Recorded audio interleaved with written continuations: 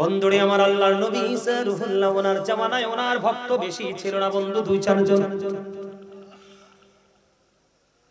ঈসা রূহুল্লাহর কাছে একদিন এক বেঈমান এসে বলল, গো নবী, আমি আপনার সফর সঙ্গী হতে চাই। সফর সঙ্গী হতে চাও? কয় সফর সঙ্গী হইতে চাই, চলো সফর করতে চলো। খেয়াল করবেন, সফরে যখন রওনা দিয়ে দিলেন, ও বন্ধু, ওই সফর সঙ্গীর কাছে 2টা রুটি নিয়ে রওনা দিলেন। কয়টা রুটি? খেয়াল করবেন, 2টা রুটি নিলেন। আল্লাহর নবী ঈসা রূহুল্লাহ নিলেন 1টা রুটি। সফর করতে করতে করতে করতে বন্ধু ধীরে ধীরে ধীরে ধীরে কিছু দূর যাওয়ার পরে তারা আবার একটা জায়গায় বসলেন, একটু ক্লান্ত মনোভাব নিয়ে। একটা জায়গায় বসার পরে আবার তারা নাস্তা খাবে। ঈসা রূহুল্লাহর কাছে আছে বন্ধু 1টা রুটি। কয়টা? এই ঘটনাটা আমি অনেক বড় করে সুন্দর করে আলোচনা অনলাইনে করা আছে। আজকে শুধু আমি আপনাদেরকে এলোমেলো ভাবে আজকে শুধু আপনাদেরকে কয়েকটা পয়েন্ট আমি আপনাদের সামনে তুলে ধরবো। আপনারা শুধু বোঝার জন্য একটা ঘটনা আমি তুলে ধরতেছি। আল্লাহর নবী ঈসা রূহুল্লাহর জামানা থেকে বন্ধু, তখন ঈসা রূহুল্লাহ 1টা রুটি খেয়ে ফেললেন। খাওয়ার পর ওনার সঙ্গী 2টা রুটি আছে, তিনি 1টা রুটি খাইলেন। 1টা রুটি খাওয়ার পরে এবার ও বন্ধু ঈসা রূহুল্লাহর সঙ্গীর কাছে আর 1টা রুটি আছে। ঈসা নবীটাও খেয়ে ফেললো, ওই লোকের 1টাও খেয়ে ফেললো। কিন্তু এই লোকের কাছে তো আরো 1টা আছে। কি আছে? আরো 1টা আছে। এবার কি করতেছেন? তিনি রুটিটা বের করে না। কেন বের করে না? ভাগ দেওয়া লাগবে। কি দেওয়া লাগবে? ভাগ দেওয়া লাগবে, কিন্তু সে তো ভাগ দিতে রাজি না। নাউজুবিল্লাহ কন্না। ভাগ দিতে রাজি না। আবার চিন্তা করে, যদি খাই নবীর সামনে, নবীকে না দিয়ে খেতে পারবো না। এই রুটিটা বন্ধ লুকায়া রাখছে। কি রাখছে? রুটিটা বন্ধ লুকিয়ে রাখছে। লুকিয়ে রাখার পরে এবার বন্ধু তিনি সামনের দিকে অগ্রসর। একজন কুষ্ঠরোগী দেখতে পেলেন। কুষ্ঠরোগী দেখার পরে ওই কুষ্ঠরোগীকে আল্লাহর নবী ঈসা রূহুল্লাহর হাতে একটা আশা ছিল, মানে লাঠি ছিল। লাঠি দিয়ে কি দিয়ে দিলেন? মেসেজ দিয়ে দিলেন।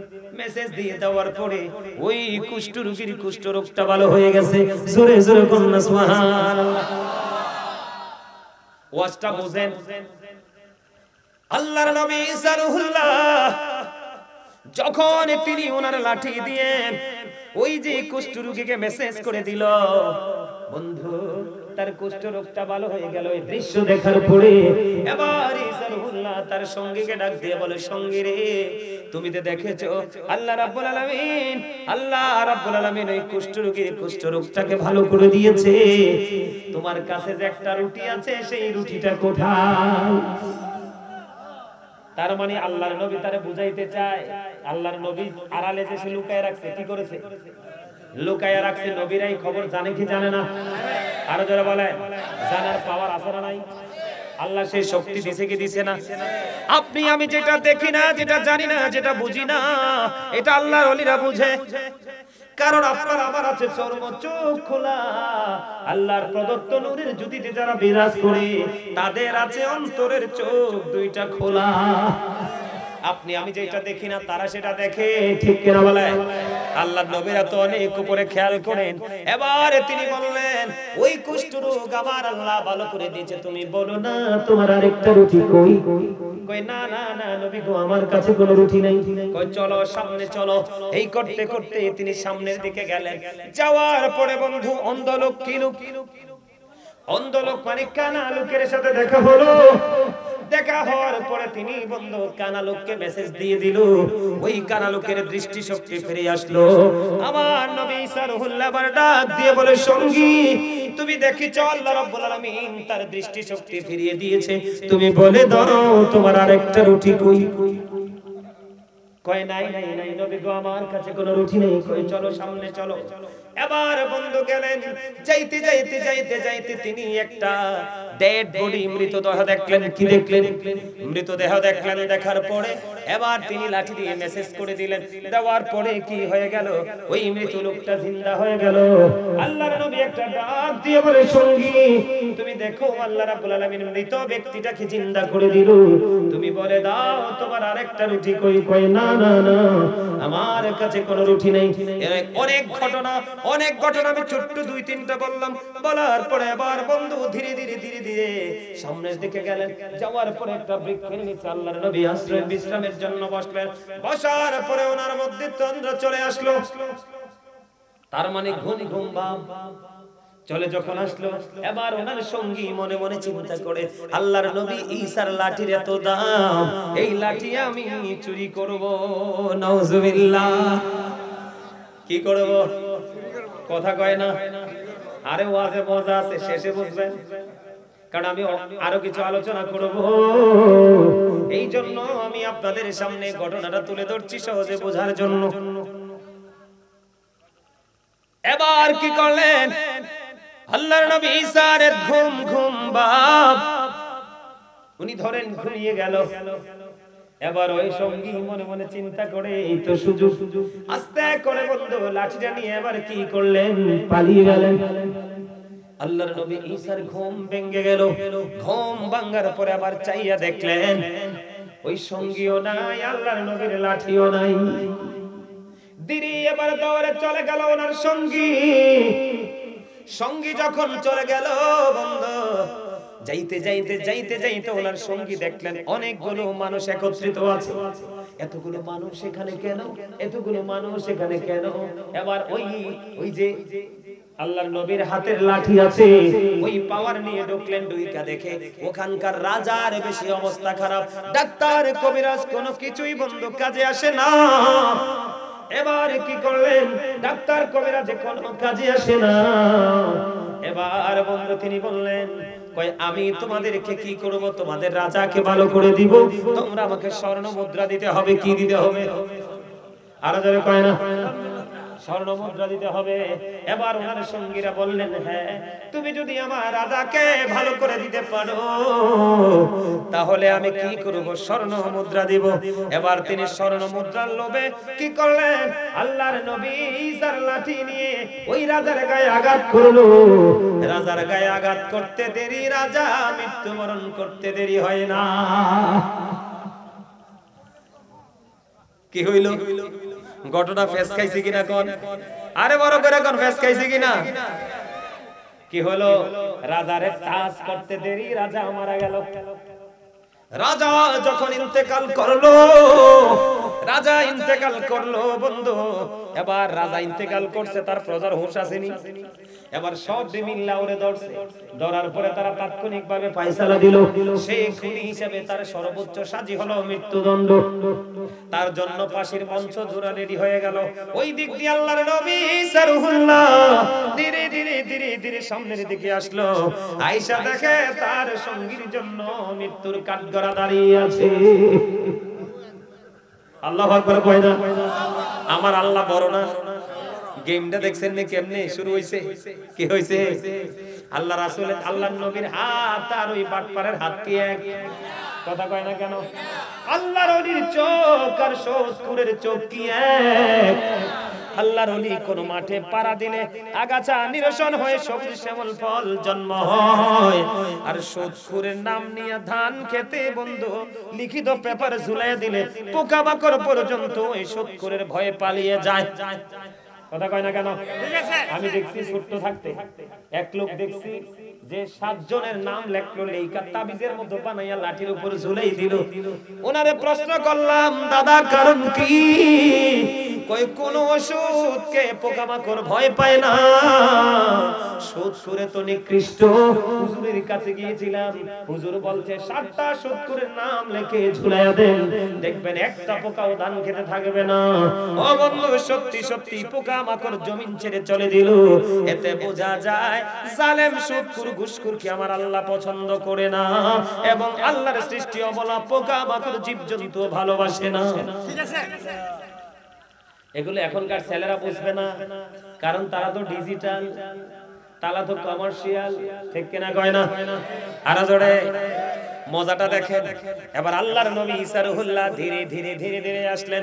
আয়েশা দেখে আবার বন্ধু ওনার সঙ্গীর জন্য মৃত্যুর কাঠগড়া দাঁড় করিয়েছে, মঞ্চ রশি ঝুলানো আছে। ব্যাপার কি, ওই এই লোকটা কি যে এক লাঠি দিয়ে আঘাত করলো, আমাদের রাজা মৃত্যুবরণ করতে দেরি হলো না, মৃত্যু দেরি করলো না, আমরা এই জন্য তার জন্য পাশের বংশ সাজিয়েছি। এবার ঈসা রুহুল্লাহ একটা ডাক দিয়ে বলে, আমি যদি তোমাদের রাজাকে ভালো করে দিতে পারি তাহলে তাকে মুক্তি দিবি কিনা কথা দাও। এবার বন্ধু ওই রাজার প্রজারা বললেন হ্যাঁ। ওনার মনে মনে চিন্তা হলো একজনে মারছে, শেষ সময়টা দেখি কাজে লাগে কিনা। এবার ও বন্ধু ওনারা বললেন, আল্লাহর নবী যখন বলল ওনারা রাজি হলেন। লাঠি কিন্তু একটাই হাত বদল হয়েছে। আল্লাহর নবীর হাঁটিটা আল্লাহর নবীর হাতে নিয়ে রাজার গায়ে যখন মেসেজ দিয়ে দিল, ওই মৃত রাজা জিন্দা হয়ে গেল। জোরে জোরে কয় না সুবহানাল্লাহ। আল্লাহু আকবার।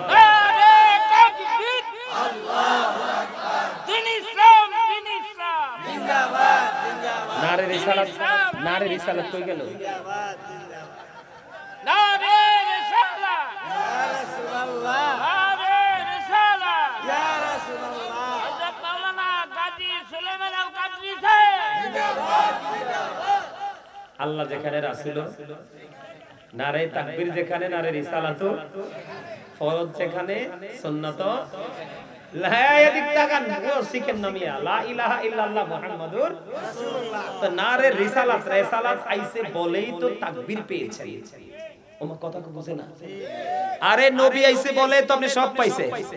তার মানে নারে তাকবীরের ধ্বনিটাও আমরা শিখছি রিসালাতের মাধ্যমে। কথা বলে না কেন? রিসালাত বাদ দেওয়া যাবে? বাদ দিলে কি হবে? বেয়াদবি হবে না? কথা কয় না, হবে না? আল্লাহ কয় আমি আল্লাহ, আমি প্রভুর প্রভুত্ব প্রকাশ করেছি আমি আমার হাবিবের মাধ্যমে। তো এটাই তো রিসালাত। আপনি এটা বাদ দিবেন, কিন্তু অস্বীকার করার সুযোগ আছে? এগুলো বুঝতে হবে। কবির গান দিয়ে যাক, সেদিকে চাই না, মনে করাই দিচ্ছি মুরব্বিরে। বেশি কিছু কইতে পারবো না তো, আমার আব্বার সাথে চলাফেরা আছে।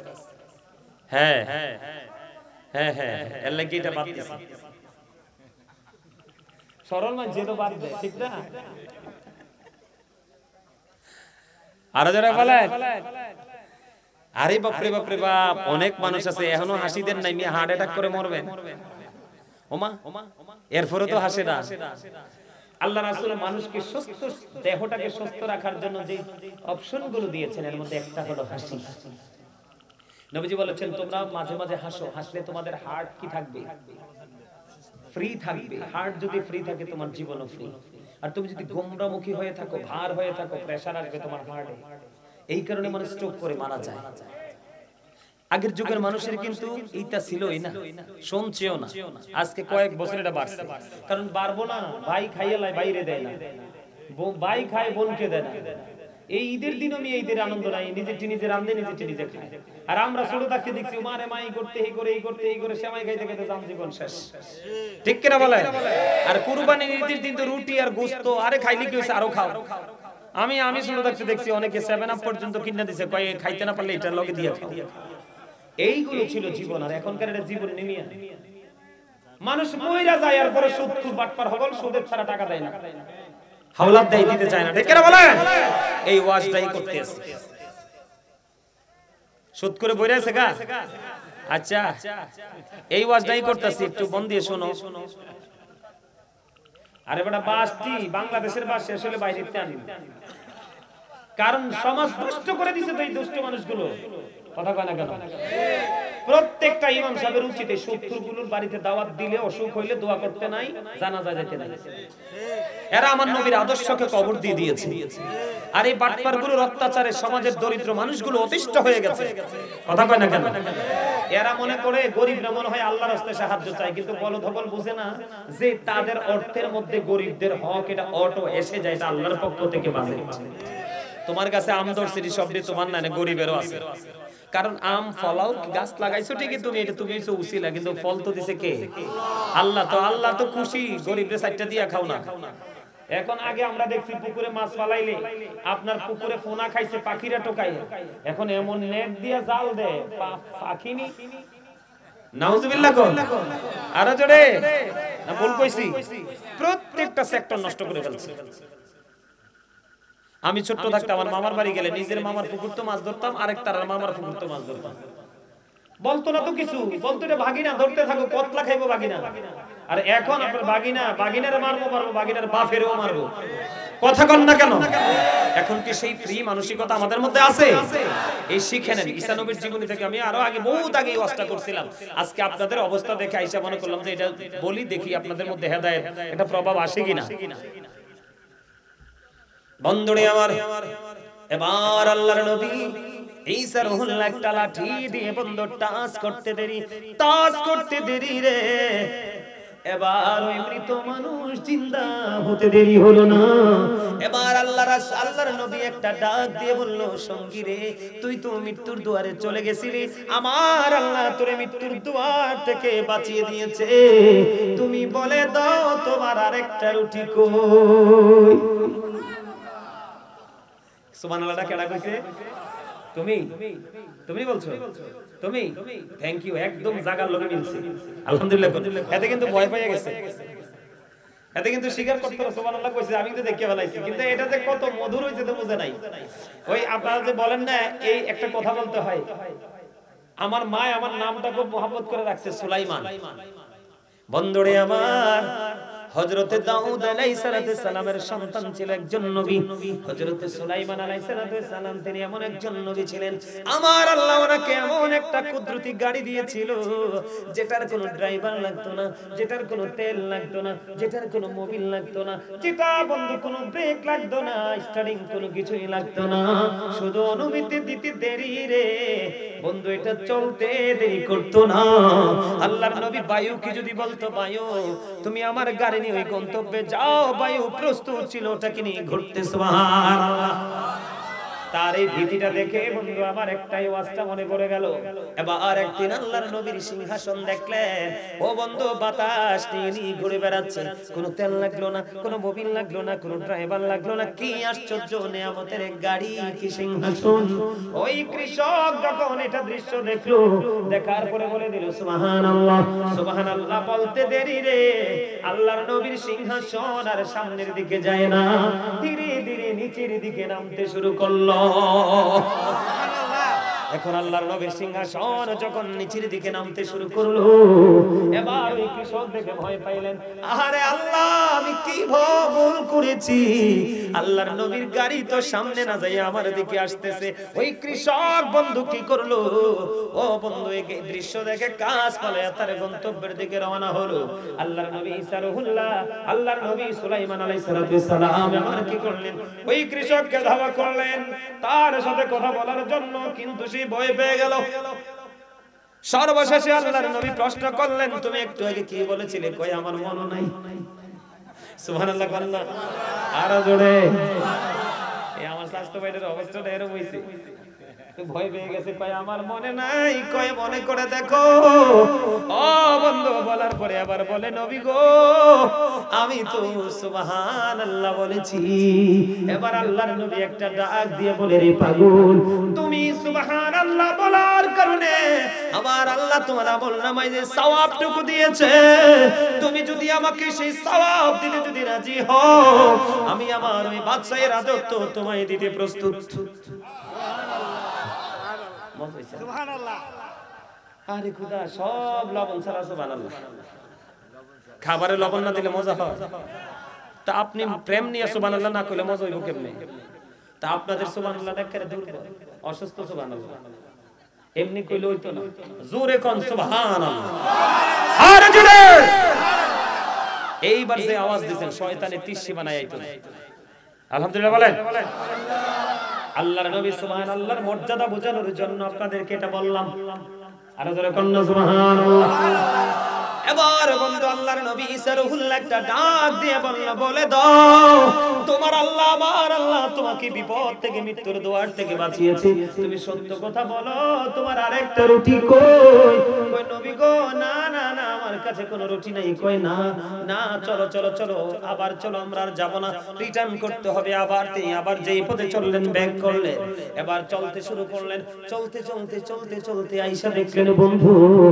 এখানে আয়েশা দেখলেন বন্ধু কয়টা লাশ পড়ে আছে কি পড়ে আছে লাশ যখন পড়ে আছে লাশগুলোর গায়ে টাচ করলেন জিন্দা হয়ে গেল কি হয়ে গেল জিন্দা হয়ে গেল আল্লাহর নবী ঈসা নবী এমনই ছিল ওনা কেমন মুজিজা আমার আল্লাহ দিয়েছে ওই যে ঘটনাটা বললাম না ওই ঘটনাতে আরেকটা ঘটনা আছে কি জানেন নি ওনারা একটা মেষ জবাই করে খাইছে তো খাইছে যে জবাই করে খাওয়ার সময় আল্লাহর নবী ঈসা নবী রূহুল্লাহ বলছে যে হাড়গুলো চামড়াগুলো একত্রিত রাখো সব বস্তু খাইয়া হাড় চামড়া একত্রিত লাঠিটা দিয়ে টাচ করে বলতেছে যা পালে চলে যা জিন্দা হইয়া মেষ পালে চলে গেছে অথচ পুরো গোশত খেয়ে ফেলেছে সবাই জোরে জোরে বলতে সুবহানাল্লাহ আল্লাহ ওনাকে এমন মর্যাদা দিয়েছিল ওনাকে কেমন মর্যাদা দিয়েছে উনি আল্লাহর কাছে চেয়েছে আল্লাহ স্বর্গীয় খাবার পাঠাও এক খাঁচা স্বর্গীয় খাবার পাঠিয়ে দিয়েছে এই খাবারের মধ্যে গোশত ছিল রুটি ছিল ভুনা মাছ ছিল এটা ছিল গরিবদের জন্য যারা অসুস্থ তারা সুস্থ হয়ে যাবে যারা মাজুর তারা পরিপূর্ণ হয়ে যাবে কিন্তু আপনার বড় লোকরা কি করেছিলেন ওনার কথাকে ওভারটেক করে খেয়েছিলেন তারা 3 দিন সুর অবস্থায় থেকে সুর অবস্থায় মারা গেছে উনি এমন একজন আল্লাহ নবী ছিলেন ওনার এমন পাওয়ার ছিল না কিনে আলোচনা না জাস্ট ওই জায়গাটা বলছি আপনাদেরকে বোঝানোর জন্য এবার যখন জিন্দা হয়ে গেল আল্লাহর নবী ঈসা রূহুল্লাহ এবার বন্ধু তিনি কি করলেন এই যখন তাদেরকে লাশ দেখলেন জিন্দা হলো এবার তাদেরকে বললেন তোমরা মৃত্যুবরণ করেছো কেন নবী গো কেমন করে বলবো গো নবী কয় বলো কেন মৃত্যুবরণ করেছো ও নবী মৃত্যুবরণ করার কারণ হলো আমরা 4 জন বন্ধু এই পথে হাঁটতেছিলাম হাঁটতে হাঁটতে হাঁটতে হাঁটতে আমরা হঠাৎ করে নজর দিয়ে চাইয়া দেখলাম একটা দুইটা নয় 3টা স্বর্ণের ইট এখানে পড়ে আছে কয়টা স্বর্ণের ইট 3টা স্বর্ণের ইট এখানে পড়ে আছে আমরা বন্ধু হলাম কয়জন স্বর্ণের ইট কয়টা 3টা এখন আমরা 3 জন মিলে চিন্তা করলাম আমরা 3 জন মিলে তাকে নাস্তা খাওয়ার জন্য নাস্তা আনার জন্য পাঠাইলাম আমরা মনে মনে চিন্তা করলাম সে যদি নাস্তা নিয়ে আসে নাস্তা নিয়ে আসার পরে আমরা তাকে মেরে ফেলবো কি করব মেরে ফেলবো কারণ 4টা স্বর্ণের ইট ভাগ করতে হবে টুকরো করে আমরা ভাগ করতে চাই না এক একজনে এক একটা নিতে চাই এখানে লোক কাজ করতেছে কিনা বুঝেন ওয়াজ করতেছি কি তা বুঝাইতে চাই এবার কি করলেন 3 জনে মিলে একটারে পাঠাইলেন নাস্তা আনার জন্য আর যে একটা গেলেন নাস্তা আনার জন্য ওইটা মনে মনে চিন্তা করলো কই 3টার একটারও বাঁচায়া রাখবো না আমি কি করব খাবারের সাথে বিষ মিশায়া দিব এবার ওই বাটপার কি করলেন খাবারের সাথে বিষ বন্ধু মিশিয়ে নিয়ে আসলো খাবার আনার পরে নাস্তাগুলো রেখে ওই একটাকে আগে মারছে মাইরা তারা মজা কইরা নাস্তা খাইলো খাওয়ার পরে বাড়ি ফিরবে স্বর্ণের ইট নিয়ে এখন নাস্তা খাওয়ার পরে বিষের যন্ত্রণায় ছটফট ছটফট করে 3 জন মারা যায় তার মানে কেউ বন্ধু কি পাইলো না সম্পদ পাইলো না কারণ লোভে পাপ পাপী হলো মৃত্যু কথা কই না কেন লোভে পাপ পাপী বন্ধু মৃত্যু এবার আল্লাহর নবী সাল্লাল্লাহ যখন তাদের গল্প শুনলো শোনার পরে বললেন যাও এখন ইট নিয়ে যাও ওগো নবী যে ইটের কারণে জীবন চলে গিয়েছিল এই জীবন আর হারাতে চাই না আমরা ইট নিব না এবার নবীজির সঙ্গীকে বললেন সঙ্গী রে এই মরা মানুষ 4 জন জিন্দা করে দিল আমার আল্লাহ তুমি বলে দাও তোমার আরেকটা রুটি কই কই নবী গো নাই নাই নাই আমার কোনো রুটি নাই কই নাই কই না আচ্ছা ঠিক আছে এবার আল্লাহর নবী ঈসা রূহুল্লাহ ডাক দিয়ে বলল তোমরা শোনো হৃদয় খুলে শোনো চারে পাড়ার আমার ভাই আমার বাবারা আমার মা বোনদেরকে বলি কি বুঝাইতে চাই খেয়াল করো ভাইরা আমার বাবারা আমার তোমরা খেয়াল করো আমি কি বুঝাইতে চাই স্বর্ণের ইট কয়টা 3টা এবার আল্লাহর নবী এখান থেকে বিদায় হয়ে যাবে তাকে আর পাশে রাখবে না ওনার চিন্তা এবার তিনি বললেন স্বর্ণের ইটগুলো আমরা নিয়ে যাব কি করব স্বর্ণের ইটগুলো আমরা নিয়ে যাব, কিন্তু আমরা সঙ্গী হলাম দুইজন, ইট তো হইল তিনটা, ইটটিকে ভাগ করব কেমনি? এবার আল্লাহর নবী একটা ডাক দিয়ে বললেন, আমি একটা ফয়সালা দিব। কই কি গো নবী? কয় যার কাছে একটা রুটি ছিল সে পাবে একটা স্বর্ণের ইট, আর যার কাছে দুইটা রুটি সে পাবে দুইটা স্বর্ণের ইট। এবার ওই জালেম, ওই অত্যাচারী, ওই মিথ্যাবাদী, ওই কাফের এবার একটা ডাক দিয়ে বলল, নবী গো, আপনার মনে আসেনি ওই ফার্স্ট টাইমে আমরা নাস্তা করেছিলাম, আপনি খাইছিলেন একটা রুটি, আমি খাইছিলাম আর একটা রুটি। নবী চাইয়া দেখেন আমার কাছে এখনো আর একটা রুটি আছে। জোরে জোরে কন্যা নাউজুবিল্লাহ, আর জোরে কন্যা নাউজুবিল্লাহ।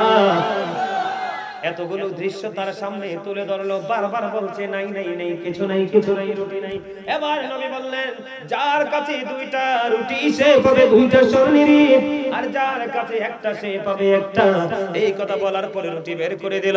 এবার আমার নবী বললেন, তুই সবচেয়ে বড় জালিম, তুই সবচেয়ে বড় অত্যাচারী, তুই নিজের উপর জুলুম করেছিস। আল্লাহর নবীর সঙ্গী হওয়ার পরেও তার চরিত্র বদলাতে পারিসনি। আমার এই স্বর্ণের ইট লাগবে না, তুই সেই ইট নিয়ে যা, তবে ধ্বংস তোর খুব নিকটে। এই কথা বলে আল্লাহর নবী রওনা দিলেন। এবার ওই জালেম খুশি হয়ে বন্ধু তিনটা স্বর্ণের ইটকে জড়িয়ে ধরলেন, নিয়ে যাবে। জড়িয়ে ধরতে দেরি মাটিটা দুইটা ভাগ হয়ে গেল, ওই স্বর্ণের ইটগুলো সহ ওই জালেমকে মাটি গ্রাস করে ফেললো। জুড়ে জুড়ে বলুন না নাউজুবিল্লাহ। বুঝতে পারছেন নি আমার ওয়াজ? দেখবেন আপনি যখন বলবেন আপনার কাছে ভাই আমার কয়টা টাকা হালাত দরকার, বাইরে হারামও নেই, কিন্তু আপনি যখন বলবেন কয়টা টাকা সুদ দেন, কইব কয় লাখ লাগবে। কথা কয় না কেন? এদের মধ্যে লোভ ঢুকছেনি। কিছু মুরব্বি আছে চা দোকান, চাটা ফুলা দুইটা বিদেশ থেকে সুদের ব্যবসা করে, চা দোকানদারের সাথে লেয়া যুগ। কে কয় আমি তোরে বাড়াইয়া সারাইয়া চাটা খাওয়াবো, এটা করবো। কার বিপদ আছে এলাকায় খবর নিবি, বলবি টাকা আছে, স্ট্যাম্প দিয়ে সই দিয়ে নিব। আছে না নাই? এটা লোভে পড়ছে কি না? সবচেয়ে বড় জঘন্য, সবচেয়ে বড় কথা হলো এই দুনিয়ার মানুষ অর্থের জন্য যেমন পাগল, তার 10 ভাগের 1 ভাগ যদি আমার আল্লাহর জন্য পাগল হতো, মনটারে বুঝাইতাম। কথা কয় না কেন? এখনকার মানুষ জুলুম করে বন্ধু টাকা উপার্জন করে। এই জন্য আমি আপনাদেরকে বলি, এই যে যারা আজকে মাহফিল বাদ দিয়ে আপনারা বাইরে ঘুরছেন, রাস্তাঘাটে ঘোরাফেরা করছেন, এই বসা দিয়ে আপনাদের কোনো লাভ হবে না বন্ধু। আপনি দুনিয়ার লোভে পড়েছেন, ওই স্বর্ণের ইটলার মতো, ঈসা নবীর সঙ্গীর মতো আপনি ধ্বংস হবেন।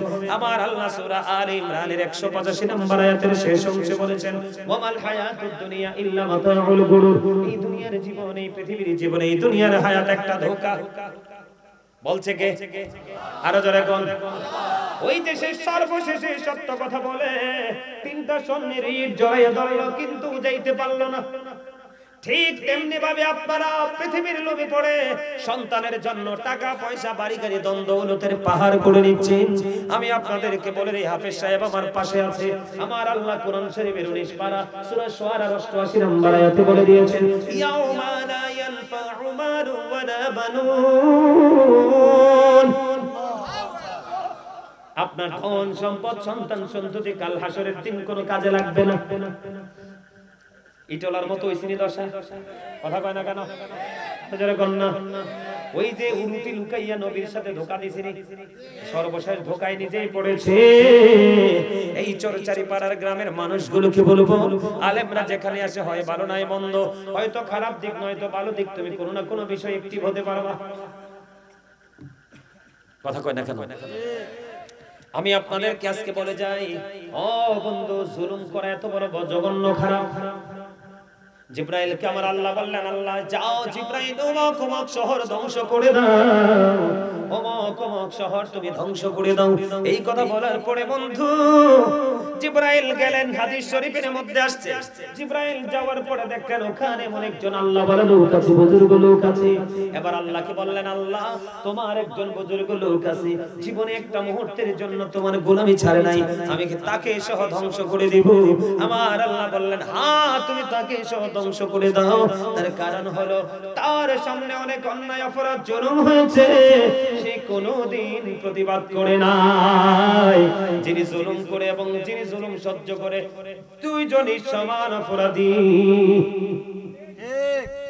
বুঝেন নাই? আমাদের মধ্যে রহমত আসেনি নাই, কই আছে? খাইতে পারে